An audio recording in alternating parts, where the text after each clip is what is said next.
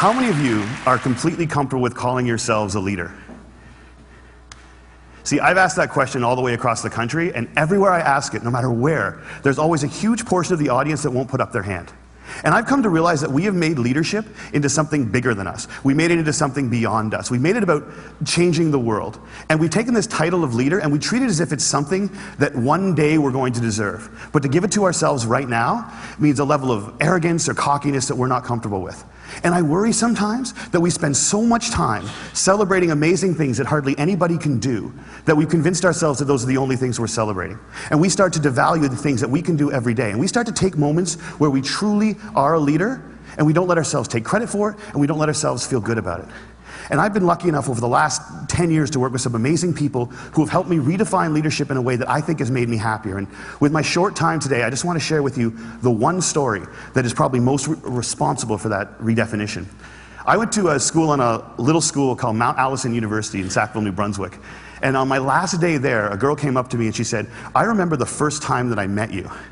And then she told me a story that happened 4 years earlier. She said, "On my day before I started university, I was in the hotel room with my mom and my dad, and I was so scared and so convinced that I couldn't do this, that I wasn't ready for university, that I just burst into tears. And my mom and my dad were amazing. They were like, 'Look, we know you're scared, but let's just go tomorrow. Let's go to the first day, and if at any point you feel as if you can't do this, that's fine. Just tell us, we will take you home. We love you no matter what.'" And she said, so I went the next day and I was standing in line getting ready for registration, and I looked around and I just knew I couldn't do it. I knew I wasn't ready. I knew I had to quit.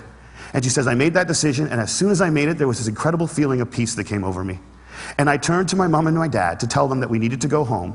And just at that moment, you came out of the Student Union building wearing the stupidest hat I have ever seen in my life. It was awesome. And you had a big sign promoting Shinorama, which is Students Fighting Cystic Fibrosis, a charity I've worked with for years. And you had a bucket full of lollipops. And you were walking along and you were handing the lollipops out to people in line and talking about Shinorama. And all of a sudden, you got to me and you just stopped and you stared. It was creepy. This girl right here knows exactly what I'm talking about. And then you looked at the guy next to me and you smiled and you reached in your bucket, you pulled out a lollipop and you held it out to him.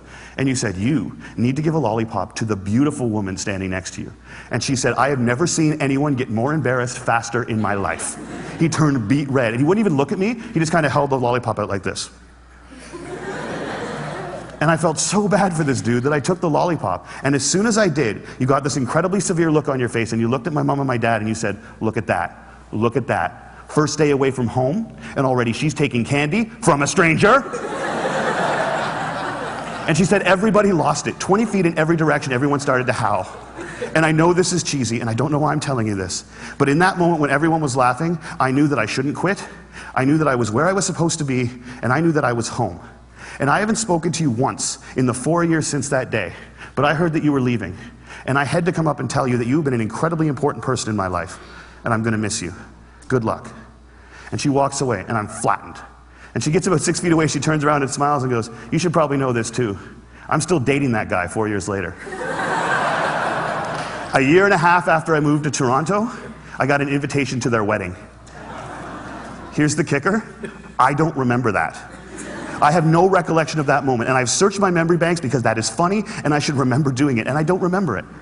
And that was such an eye-opening, transformative moment for me to think that maybe the biggest impact I'd ever had on anyone's life, a moment that had a woman walk up to a stranger 4 years later and say, "You've been an incredibly important person in my life," was a moment that I didn't even remember. How many of you guys have a lollipop moment, a moment where someone said something or did something that you feel fundamentally made your life better? All right. How many of you have told that person they did it? See, why not? We celebrate birthdays where all you have to do is not die for 365 days. And yet we let people who have made our lives better walk around without knowing it. And every single one of you has been the catalyst for a lollipop moment. You have made someone's life better by something that you said or that you did. And if you think you haven't, think about all the hands that didn't go back up when I asked that question. You're just one of the people who hasn't been told. But it is so scary to think of ourselves as that powerful. It can be frightening to think that we can matter that much to other people. Because as long as we make leadership something bigger than us, as long as we keep leadership something beyond us, as long as we make it about changing the world, we give ourselves an excuse not to expect it every day from ourselves and from each other. Marianne Williamson said, "Our greatest fear is not that we are inadequate. Our greatest fear is that we are powerful beyond measure. It is our light and not our darkness that frightens us." And my call to action today is that we need to get over that. We need to get over our fear of how extraordinarily powerful we can be in each other's lives. We need to get over it so we can move beyond it. And our little brothers and our little sisters, and one day our kids, or our kids right now, can watch us start to value the impact we can have on each other's lives more than money and power and titles and influence. We need to redefine leadership as being about lollipop moments. How many of them we create, how many of them we acknowledge, how many of them we pay forward, and how many of them we say thank you for.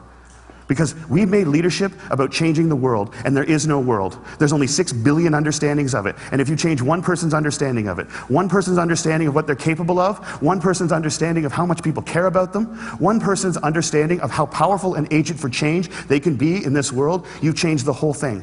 And if we can understand leadership like that, I think if we can redefine leadership like that, I think we can change everything. And it's a simple idea, but I don't think it's a small one. And I want to thank you all so much for letting me share it with you today.